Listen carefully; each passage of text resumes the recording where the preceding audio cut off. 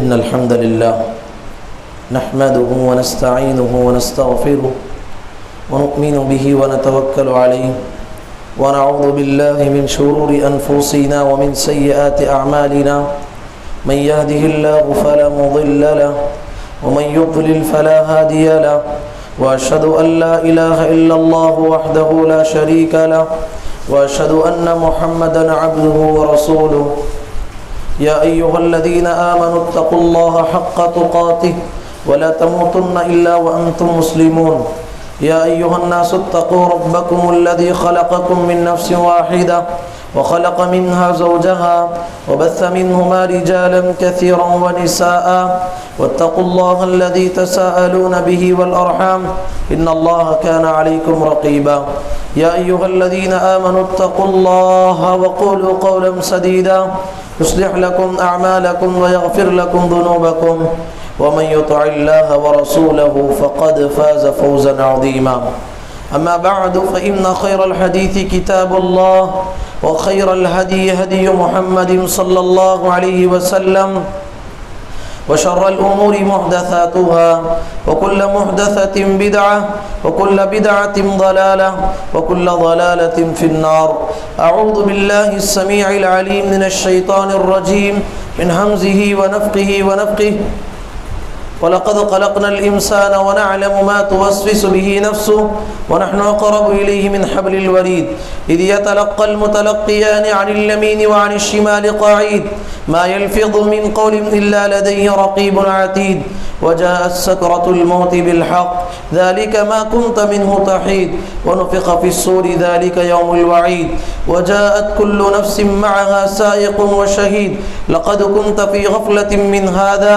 فَكَشَفْنَا عَنْكَ غطاءك فبصرك اليوم حديد وقال قرينه هذا ما لدي عتيد القيا في جهنم كل كفار عنيد مناع للخير معتد مريب الذي جعل مع الله إلها آخر فألقياه في العذاب الشديد قال قرينه ربنا ما أطغيته ولكن كان في ضلال بعيد قال لا تختصموا لدي وقد قدمت إليكم بالوعيد ما يبدل القول لدي وما أنا بظلام للعبيد وقال عز وجل يا أيها الذين آمنوا كتب عليكم الصيام كما كتب على الذين من قبلكم لعلكم تتقون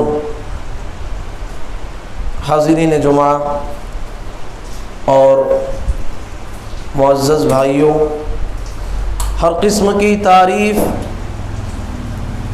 کبریائی و بڑائی اللہ وحدہ لا شریک کے لیے لائق و زیبا ہے، جس نے اس عظیم کائنات کو، اس عظیم دنیا کو ایک عظیم مقصد کے تحت پیدا کیا ہے۔ اس مقصد کو واضح کرتے ہوئے اللہ تبارک و تعالیٰ نے فرمایا وَمَا خَلَقْتُ الْجِنَّ وَالْإِنسَ إِلَّا لِيَعْبُدُونَ، میں نے سارے انسانوں کو، سارے جنات کو صرف اپنی عبادت کے لیے پیدا کیا ہے۔ بے پایاں درود و سلامتی نازل ہو اللہ کے تمام پیغمبروں پر، بالخصوص میرے اور آپ کے آخری پیغمبر محمد رسول اللہ صلی اللہ علیہ وسلم پر۔ حضرات، جمعہ کا دن ہے، جمعہ کا دن، اس کی بڑی فضیلت آئی ہے۔ اس کی فضیلت کے لیے بہت زیادہ احادیث ہیں۔ ایک حدیث ذہن میں ہمیشہ رکھیے، اللہ تبارک و تعالیٰ نے ہر ہفتے، ہر جمعہ کو میرے لیے اور آپ کے لیے ثواب حاصل کرنے کا کیسا سنہرا اور کیسا بہترین موقع نصیب کرتا ہے۔ ہم میں سے اکثر لوگ اس موقع کو ضائع کر دیتے ہیں، اس موقع کو ضائع کر دیتے ہیں۔ اللہ کے بندو، جمعہ کا لحاظ رکھنا ہے، جمعہ کا خیال کرنا ہے، وقت سے پہلے مسجد پہنچ جانا ہے۔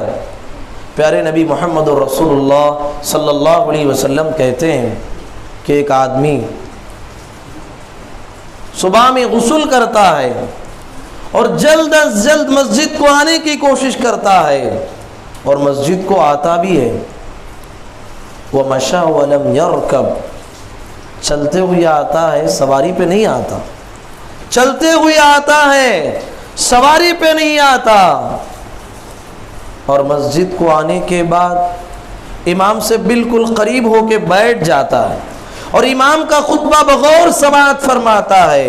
قریب بیٹھنے کا مطلب یہ ہے وہ قریب بیٹھ کے خطبے کو غور سے سنتا ہے، بات کو سمجھتا ہے، عمل کی نیت سے بیٹھتا ہے۔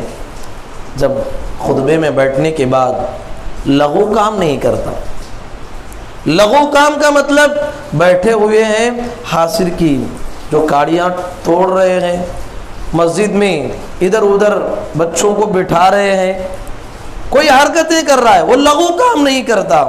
پیارے نبی صلی اللہ علیہ وسلم نے کہا لغو کا مطلب یہ بھی ہے، آپ بیٹھے ہوئے ہیں، بازو والا کچھ کام کر رہا ہے، ڈسٹرب کر رہا ہے، آپ بول رہے ہیں خاموش بیٹھو بھائی، آپ کا جمعہ چلا گیا، اسے لغو کہتے ہیں۔ ایسا بھی نہیں کرتا، اور کیا کرتا ہے؟ بغور خطبہ سنتا ہے، لغو کام نہیں کرتا۔ امام کے خطبے کو سننے کے بعد نماز ادا کرتا ہے۔ محمد الرسول اللہ صلی اللہ علیہ وسلم کہتے ہیں اللہ اکبر، اس آدمی کے ایک ایک قدم پر، اس آدمی کے ایک ایک قدم پر 1 سال نفل نماز، 1 سال تہجد کی نماز پڑھنے، اور 1 سال مکمل نفل روزے رکھنے کا ثواب۔ کب کب؟ اس کے ایک قدم پہ 1 سال تہجد کی نماز پڑھنے اور 1 سال مکمل اللہ کے لیے نفل روزے رکھنے کا ثواب ملتا ہے۔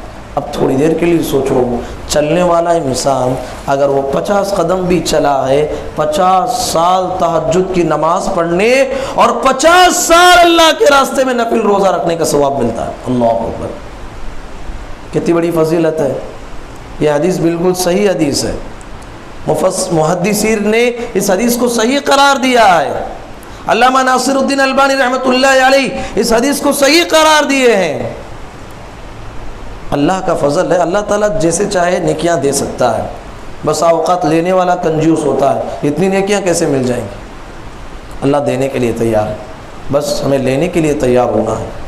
انشاءاللہ اگلے ہفتے سے اذان سے پہلے حاضر ہو جائیں گے انشاءاللہ۔ اذان سے پہلے مسجد میں حاضر ہونا ہے، اور ہماری کوشش ہونی ہے اول وقت میں مسجد آ جانا ہے انشاءاللہ۔ میرے بھائی، خطبے میں میں نے جو آیت آپ کے سامنے پڑھی ہے، اللہ تعالیٰ نے سورہ بقرہ کی اس آیت میں فرمایا اے ایمان والو، ہم نے تم پر روزے کو فرض کیا ہے۔ نہ صرف تم پہ فرض کیا ہے بلکہ تم سے پہلے جتنی امتیں گزری ہیں، جتنی قومیں گزری ہیں، ساری قوموں پہ ہم نے روزے کی عبادت کو رکھا ہے۔ روزے کی عبادت کو رکھنے کا مقصد کیا ہے؟ لوگوں کو بھوکا رکھنا ہے کیا؟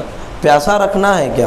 اللہ تعالیٰ نے فرمایا لعلکم تتقون، لعلکم تتقون، اس کے ذریعے سے تمہارے دل میں اللہ کا تقوی پیدا ہو جائے۔ یہ روزے کا عظیم مقصد ہے، روزے کا اصل مقصد ہمارے دلوں میں تقوی پیدا ہونا ہے۔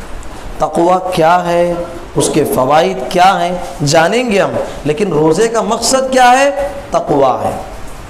ہم میں سے کتنے لوگ ہیں روزہ تو رکھتے ہیں، بھوکے ہیں صبح سے، پیاسے ہیں صبح سے، لیکن اپنی جو پرانی حرکتیں ہیں وہ نہیں چھوڑے۔ روزے کا فائدہ ہوگا؟ روزے کا مقصد پورا ہوگا؟ نہیں ہوگا۔ اسی لیے اللہ کے نبی محمد رسول اللہ صلی اللہ علیہ وسلم نے فرمایا من لم يدع قول الزور والعمل به والجهل فليس لله حاجة في ان يدع طعامه وشرابه۔ اس آدمی کے روزے کا رکھنے کا، اس آدمی کا کھانا چھوڑنے کا، اس آدمی کا پانی چھوڑنے کا، اس آدمی کا بھوکا رہنے کا اللہ کو کوئی ضرورت نہیں۔ جو روزہ تو رکھا ہے، بھوکا ہے، پیاسا ہے، بھوک میں جھوٹ بولنا نہیں چھوڑا، چغل خوری کرنا نہیں چھوڑا، غیبت کرنا نہیں چھوڑا، زبان سے کسی کو تکلیف دینا نہیں چھوڑا، گالی بکنا نہیں چھوڑا، اللہ کو اس کے بھوکے اور پیاسے رہنے کی ضرورت ہی نہیں۔ اللہ تو چاہتا ہے روزے کے ذریعے سے تم سچے بنو، روزے کے ذریعے سے تم وعدہ خلافی کرنے والے نہ بنو۔ گالی گلوچ کرنے والے نہ بنو، متقی بن جاؤ، پرہیزگار بن جاؤ، اس لیے روزہ فرض کیا ہے۔ بھوکے پیاسے رہنا تو یہ الگ مقصد ہے، اصل مقصد تمہارا دل کا تقوی ہے۔ التقوی ہا ہونا، التقوی ہا ہونا، التقوی ہا ہونا، وَيُشِيرُ إِلَىٰ صَدْرِهِ، پیارے نبی نے کہا تقوی دل میں ہوتا ہے۔ پیارے نبی نے اپنے سینے کی طرف اشارہ کرتے ہوئے فرمایا۔ تو میرے بھائی اصل چیز ہے تقوی، اس کو کسے کہتے ہیں؟ تقوی، بڑا جامع لفظ ہے تقوی، اس کا معنی ہے بچنا لغتاً۔ شریعت میں اس کا معنی ہے کسی بھی کوئی بھی گناہ کا ذریعہ بن سکتا ہو، کوئی بھی عمل گناہ کا ذریعہ بن سکتا ہو، اس سے بچے رہنا کا نام تقوی ہے۔ اس کی عظیم مثال عمر بن خطاب رضی اللہ تعالی عنہ، ایک یہودی بہت بڑے عالم کعب احبار، وہ اسلام قبول کیے، ان سے پوچھا، جنہیں تورات کا اور انجیل کا اور قرآن کا اچھا علم تھا، بہت بڑے عالم تھے۔ عمر بن خطاب رضی اللہ عنہ نے پوچھا، کعب احبار بہت بڑے ذی علم انسان ہو تم، تقوی کسے کہتے ہیں تھوڑا سمجھائیے۔ کیا بولے؟ تقوی کسے کہتے ہیں مجھے تھوڑا سمجھائیے۔ اب سمجھنے کی ضرورت ہے۔ کعب احبار نے عمر بن خطاب رضی اللہ عنہ کو اور آنے والے قیامت تک کی انسانیت کو ایک مثال کے ذریعے سے سمجھایا، اور یہ مثال میری زندگی میں اور آپ کی زندگی میں ہمیشہ یاد رکھنا ہے، اور اس مثال کو سامنے رکھتے ہوئے زندگی گزارنا ہے۔ عمر بن خطاب رضی اللہ عنہ سے کہا، اے عمر بتاؤ، کیا کبھی تمہارا گزر کوئی ایسی گلی سے ہوا ہے، ایسے راستے سے ہوا ہے جو بالکل تنگ ہے، کشادہ نہیں ہے، بالکل تنگ ہے، اور وہ راستے میں جو ہے ادھر بھی کاٹی ہے ادھر بھی کاٹی ہے، کانٹے دار درخت ہیں اور راستے میں بھی کانٹے بچھے ہوئے ہیں؟ عمر رضی اللہ عنہ نے کہا، اگر یہ راستہ میں پاؤں گا تو کیسے جاؤں گا؟ پہلے سے تنگ ہے اور کانٹے دار درخت ہیں پورے۔ کہا کہ میں گزروں گا کیسے؟ وہاں سے جاتے ہوئے میں پہلے اپنے کپڑوں کی حفاظت کروں گا۔ کیا کروں گا؟ اپنے کپڑوں کی حفاظت کروں گا، پہلے اپنے کپڑے کو اچھی طریقے سے سمیٹ لوں گا، کہیں میرا کپڑا کانٹے سے الجھ نہ جائے اور میرا کپڑا پھٹ نہ جائے۔ اب میں پیر کیسا رکھوں گا؟ سوچ سمجھ کے پھونک پھونک کے پیر رکھوں گا، کہیں میرے پیر میں کانٹا نہ چھو جائے۔ اللہ اکبر۔ کعب احبار نے کہا، اے عمر تقوی بھی اسی کا نام ہے، تقوی بھی بالکل اسی طرح ہے۔ زندگی گزار رہے ہو، زندگی کے سفر میں گناہ کے ہزاروں موقع تمہیں ملیں گے، شبہات کے ذریعے سے شیطان تمہیں گمراہ کرے گا، شہوتوں کے ذریعے سے شیطان تمہیں گمراہ کرے گا، گناہوں کے ہزاروں راستے تمہارے سامنے آئیں گے، لڑکی کا فتنہ آئے گا، حرام مال کمانے کا فتنہ آئے گا تمہارے سامنے، دنیا میں ہر طرح کی گناہ کی لذت تمہارے سامنے ہوگی۔ قدم رکھتے ہوئے زندگی میں جو بھی کام کرتے ہوئے یہ سمجھ کے زندگی گزارو کہ کہیں یہ میرے کام سے میرا اللہ تو ناراض نہ ہوتا ہو، جو کام میں کرنے جا رہا ہوں اس سے محمد الرسول اللہ صلی اللہ علیہ وسلم کی خلاف ورزی تو نہیں ہو رہی ہے۔ زندگی گزارتے ہوئے یہ سوچ سمجھ کے زندگی گزارو، اسی کا نام تقوی ہے۔ سمجھ میں آئی مثال؟ اسی کا نام تقوی ہے۔ زندگی گزارتے ہوئے ایک ایک کام پہ بھی ہمیں غور کرنا ہے، چھوٹی چھوٹی حرکت پہ بھی غور کرنا ہے، کہیں اس سے اللہ تبارک و تعالی ناراض نہ ہو جائے۔ تو اس طریقے سے انسان اللہ کا تقوی دل میں بٹھائے، اللہ کا ڈر دل میں بٹھائے۔ اللہ تبارک و تعالیٰ نے فرمایا، وَمَن يَتَّقِ اللَّهَ يَجْعَل لَّهُ مَخْرَجًا، جو آدمی دنیا میں پریشان حال ہے، مجبور ہے، ہزاروں کوششیں کر رہا ہے کہ میرے مسائل حل ہو جائے، میرے پریشانی کا کوئی حل مجھے مل جائے، اللہ نے فرمایا، اے دنیا کے سکون کے متلاشیوں، اے پریشان انسانوں، دنیا میں اللہ کا تقوی اختیار کر لو، زندگی کے سارے مسائل حل ہو جائیں گے۔ وَمَن يَتَّقِ اللَّهَ يَجْعَل لَّهُ مَخْرَجًا، اللہ تعالیٰ اس کی زندگی کے پریشانیوں سے نکلنے کا راستہ اسے دے گا. وَيَرْزُقُهُ مِنْ حَيْثُ لَا يَحْتَسِبُ، رزق کے سلسلے میں انسان بڑا پریشان ہے، بڑا پریشان ہو کے پھرا ہوا ہے. کہا کہ تقوی کو اختیار کرو، اللہ رزق وہاں سے دے گا، وہاں سے دے گا جہاں سے تمہارا گمان بھی نہیں ہو. تو اس لحاظ سے تقوی کو اختیار کرنا ہے. اللہ تبارک و تعالیٰ نے گزشتہ قومیں، جو بڑی بڑی قومیں گزری ہیں، جو مال کے حساب سے انہوں نے مال حاصل کرنے کے لیے بڑی کوششیں کی، بڑی کاوشیں کی، لیکن وہ جو مقصد تک تھا وہ مقصد تک نہیں پہنچے، وہ مال انہیں حاصل نہیں ہوا. اللہ تعالیٰ نے قرآن مجید میں فرمایا وَلَوْ أَنَّ أَهْلَ الْقُرَىٰ آمَنُوا وَاتَّقَوْا لَفَتَحْنَا عَلَيْهِمْ بَرَكَاتٍ مِّنَ السَّمَاءِ وَالْأَرْضِ. اللہ نے کہا کہ اگر یہ قریے کے رہنے والے لوگ، اگر یہ لوگ ایمان لاتے، تقوی کو اختیار کرتے، آسمان سے برکتوں کے دروازے کھول دیتے ہیں، آسمان سے برکتوں کے دروازے ہی کھول دیتے.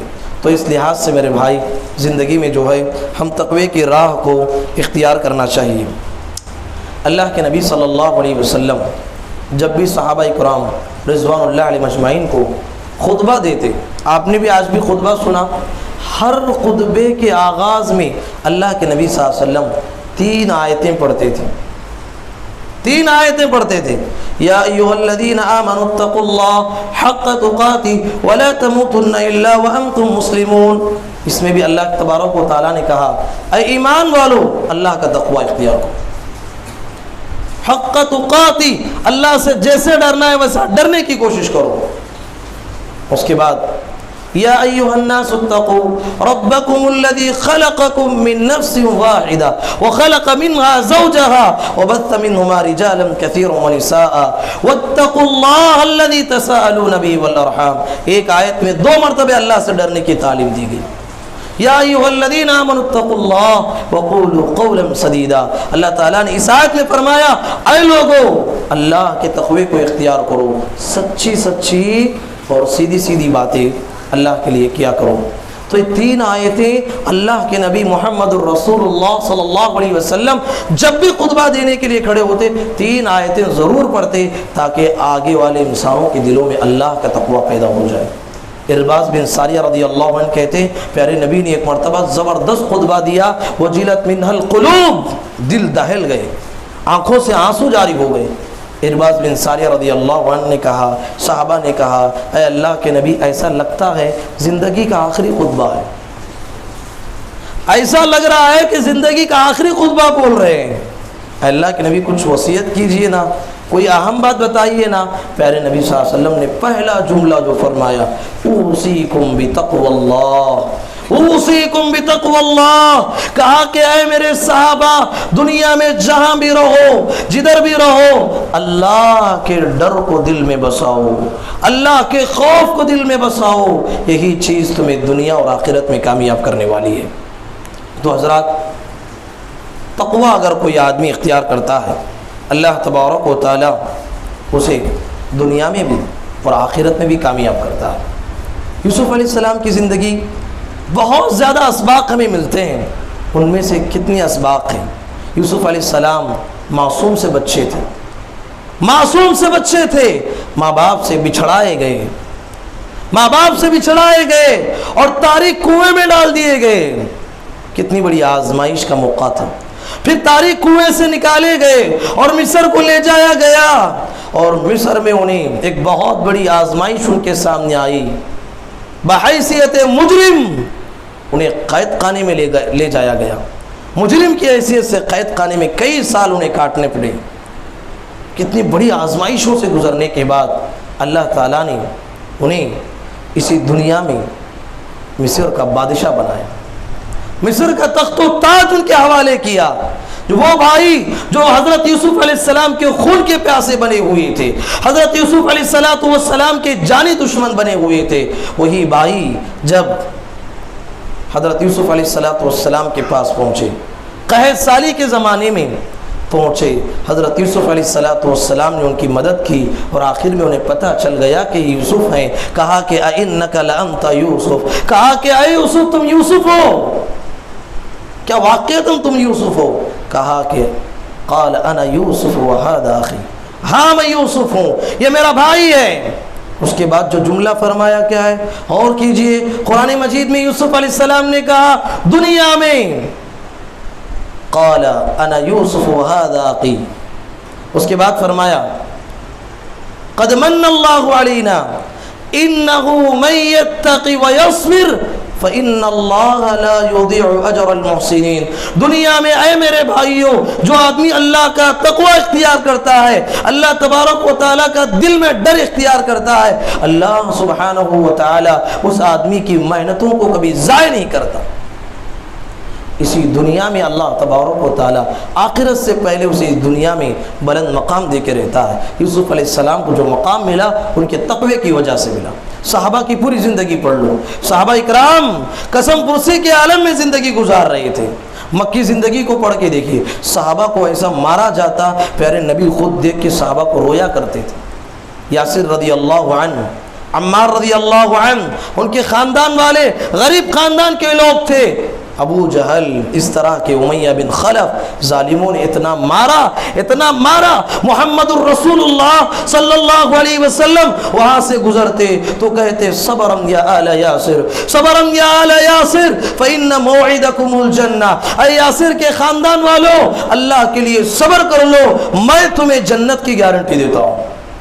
میرے ہاتھ میں صرف اتنا ہی ہے، ظالموں سے ہم ابھی فی الوقت نپٹ نہیں سکتے۔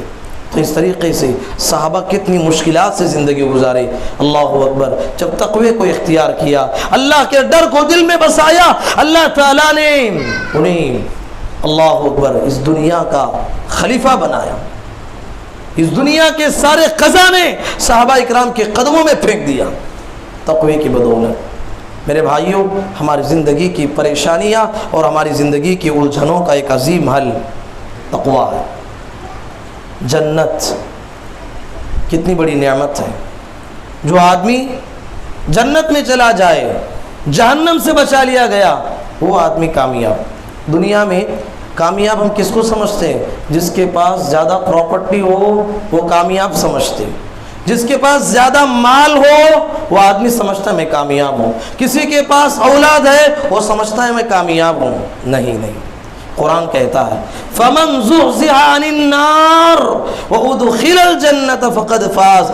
اس دنیا کا سب سے کامیاب انسان وہ ہے جو جنت میں داخلہ دیا گیا اور جہنم سے بچا لیا گیا، وہ کامیاب۔ کامیاب کون ہے؟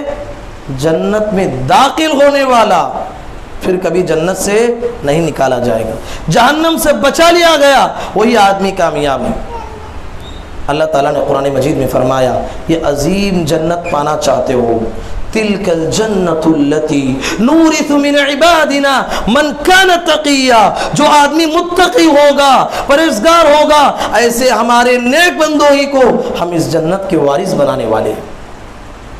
اللہ تبارک و تعالیٰ نے اس طریقے سے فرمایا اور نار جہنم سے بچنے کا طریقہ بھی ہی بتایا، وَإِن مِّنكُمْ إِلَّا وَارِدُهَا كَانَ عَلَى رَبِّكَ حَتْمًا مَّقْضِيًّا۔ ہم نے یہی فیصلہ کر لیا ہے کہ جہنم میں ہر انسان جا کے رہے گا۔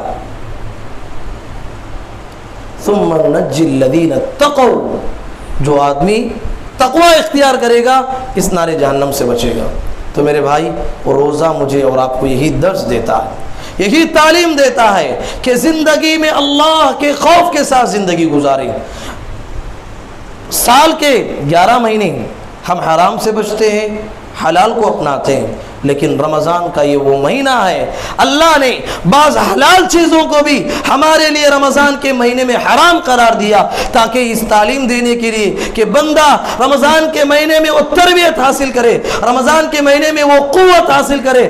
حلال چیزیں جب اللہ کے حکم سے وہ رکتا ہے، اور رمضان کے 11 مہینے، رمضان کے بعد سال کے 11 مہینوں میں بھی اللہ کی منع کردہ چیزوں کے ساتھ وہ رکنے کی کوشش کرے گا۔ تو اس لحاظ سے تقوی ہمارے لیے روزے کا ایک سب سے اہم اور بنیادی مقصد ہے۔ میرے بھائی، تقوی کا ایک بلند مقام یہ ہے کہ آدمی زندگی میں ان چیزوں کو چھوڑے جو چیز مکروہ ہے، مباح ہے۔ محمد رسول اللہ صلی اللہ علیہ وسلم جا رہے تھے۔ دیکھیے، ہماری زندگی اور صحابہ کی زندگی کتنی بڑا فرق ہے، غور کیجیے آپ۔ ہماری زندگی میں قدم قدم پہ سود، رشوت، حرام خوری ہماری زندگی کا لازمی حصہ بن چکا ہے۔ کہیں نہ کہیں حرام کا رزق ہماری زندگی میں آ جاتا ہے۔ اللہ اکبر۔ یہ صحابہ تھے، کیسے عظیم انسان تھے دنیا میں، اللہ کا خوف ان کے دل میں کیسا تھا، سبحان اللہ۔ پیارے نبی صلی اللہ علیہ وسلم نے دیکھا ایک کھجور پڑا ہوا ہے، اس کھجور کو اٹھائے، کہا کہ اگر مجھے ڈر نہیں ہوتا، یہ صدقے کا کھجور ہونے کا ڈر نہیں ہوتا تو میں کھا لیتا۔ کیا مطلب ہے؟ محمد صلی اللہ علیہ وسلم اور آپ کے خاندان کے لیے صدقے کا مال حرام تھا، صدقے کا مال جائز نہیں تھا۔ ہدیہ لے سکتے ہیں، تحفہ لے سکتے ہیں، صدقے کا مال حرام تھا۔ پیارے نبی نے کھجور کو اٹھا کے کہا اگر یہ کھجور کا مجھے اس بات کا اندیشہ نہیں ہوتا کہ صدقے کا ہے تو میں کھا لیتا، مجھے ڈر ہے کہ صدقے کا ہو سکتا ہے اس لیے میں چھوڑ دیتا ہوں۔ اللہ اکبر۔ بچنا چاہیے۔ یہ ابو بکر صدیق رضی اللہ عنہ ہیں، متقیوں کے امام ہیں۔ اس کائنات میں انبیاء کے بعد اگر کسی کا مقام ہے وہ کون ہے؟ ابو بکر صدیق رضی اللہ عنہ۔ پیارے نبی صلی اللہ علیہ وسلم نے فرمایا افضل البشر بعد الانبیاء، اس کائنات میں انبیاء کے بعد اگر کوئی انسان ہے افضل، وہ کون ہے؟ ابو بکر رضی اللہ عنہ۔ کتنے بڑے امام ہیں، متقیوں کے سردار ہیں، بیٹھے ہوئے ہیں۔ دیکھیے تقوی کیسا ہے ان کا غلام تھا، عرب میں غلام ہوتے تھے، ان کی کمائی آقا کے لیے جائز تھی۔ وہ ایک مرتبہ غلام دودھ کا پیالہ لایا، ابو بکر رضی اللہ عنہ سے کہا کہ پی لو۔ ابو بکر رضی اللہ عنہ بھوکے تھے، دودھ اٹھایا پی لیا۔ غلام نے کہا ابو بکر تم نے جو دودھ پیا ہے وہ کہاں کا دودھ ہے معلوم؟ میں کہاں سے لایا ہوں معلوم؟ کہا کہ بتائیے کہاں سے لائے ہو؟ کہا کہ ابو بکر آپ کے پاس آنے سے پہلے، میں آپ کا غلام بننے سے پہلے کہانت کیا کرتا تھا، اٹکل پچو کی باتیں کیا کرتا تھا، جادوگری کیا کرتا تھا۔ ایک آدمی مجھے ملا تھا، میں نے اس کے سامنے جھوٹی غلط سلط باتیں کہی، کہا کہ جاؤ تمہارا فلاں کام ہو جائے گا، سچ مچ وہ کام ہو گیا۔ ایک زمانے کے بعد آج وہ ملا ہوا ہے اور تحفے میں اس نے مجھے دودھ دیا ہے، وہ دودھ میں نے لا کے تمہیں دے دیا اور تم نے پی لیا۔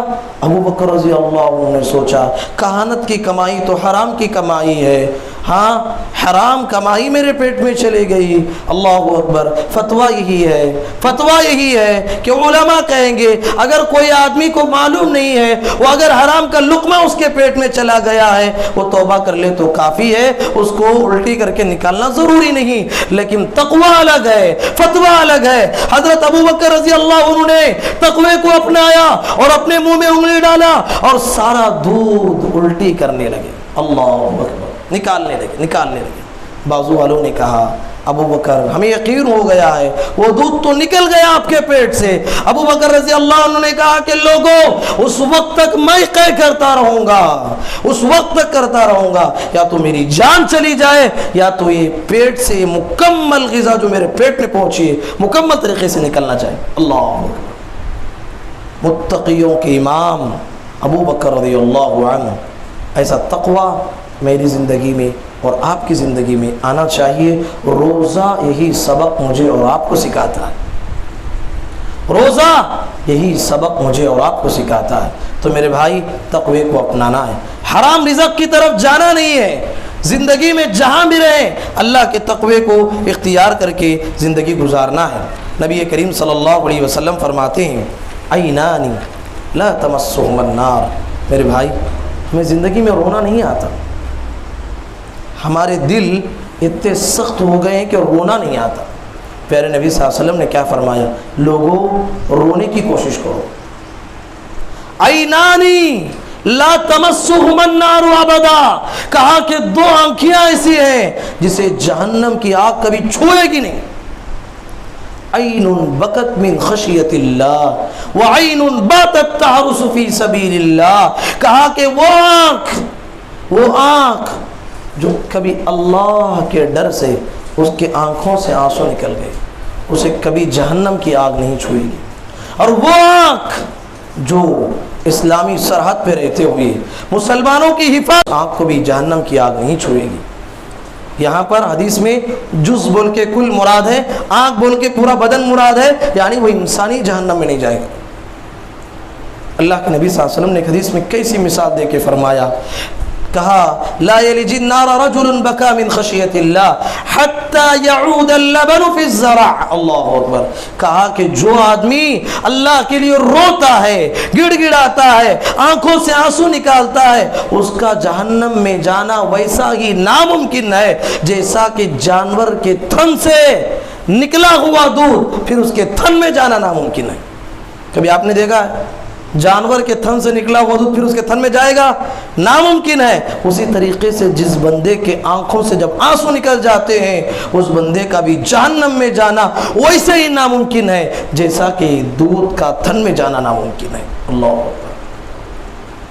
محمد الرسول اللہ صلی اللہ علیہ وسلم اللہ کے خوف سے روتے تھے، صحابہ اللہ کے خوف سے روتے تھے، رونے کی عادت ڈالی۔ اللہ کے سامنے رونے کو اپنانے کی کوشش کیجئے۔ اللہ کے نبی صلی اللہ علیہ وسلم فرماتے ہیں جو آدمی تقوی کو اختیار کرتا ہے، ان اول الناس بھی المتقون، کل قیامت کے دن سب سے زیادہ قریب میرا وہ آدمی ہوگا جو آدمی تقوی کو اختیار کرتا ہے، اور اللہ کی محبت بھی اس بندے کو ملنے والی ہے جو تقوی کو اختیار کرتا ہے۔ پیارے نبی صلی اللہ علیہ وسلم نے فرمایا ان اللہ یحب التقی الغنی الخفی، تین قسم کے لوگوں کو اللہ بہت چاہتا ہے، التقی متقی آدمی، الغنی بے نیاز آدمی، ہر ایک کے ہاتھ سامنے ہاتھ پھیلاتے نہیں پھرتا، جو اللہ دیا ہے اس پہ راضی ہوتا ہے، مانگتے ہوئے نہیں پھرتا، بے نیاز، جو اللہ دیا ہے اسی پہ اکتفا کرتا ہے۔ بعض لوگوں کی عادت ہوتی ہے سب کچھ ملنے کے باوجود بھی منگ کے کھاتے رہتے ہیں، اچھی عادت نہیں ہے، اللہ اس کو پسند نہیں کرتا۔ بے نیازی اختیار کرنے والا متقی، بے نیاز انسان، الخفی گمنام انسان۔ بہت سارے لوگوں کے دل میں خواہش ہوتی ہے کہ میں فیمس ہو جاؤں، چار لوگ میری تعریف کریں، کہا کہ نہیں، اللہ اس بندے کو پسند کرتا ہے جو گمنام رہنا چاہتا ہے، جو بھی نیکی کرتا ہے وہ اللہ کے لیے کرتا ہے، دنیا والوں کے لیے نہیں کرتا۔ تو اس لحاظ سے اللہ کے تقوی کو اختیار کرنا ہے۔ جو آدمی اللہ کا تقوی اختیار کرے گا، واتقوا اللہ ویعلمکم اللہ، اللہ علم نافع انسانوں کو دیتا ہے، قرآن اور حدیث کی صحیح فہم ان کو دیتا ہے جو تقوی کو اختیار کرتے ہیں۔ آخری بات کہہ کے بات ختم کرنا چاہتا ہوں، زندگی میں جب بھی ہاتھ اٹھاؤ اللہ سے تقوی مانگو۔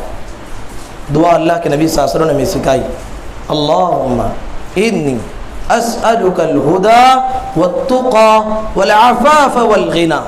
کتنی پیاری دعا ہے، چار باتیں مانگی گئی اس میں۔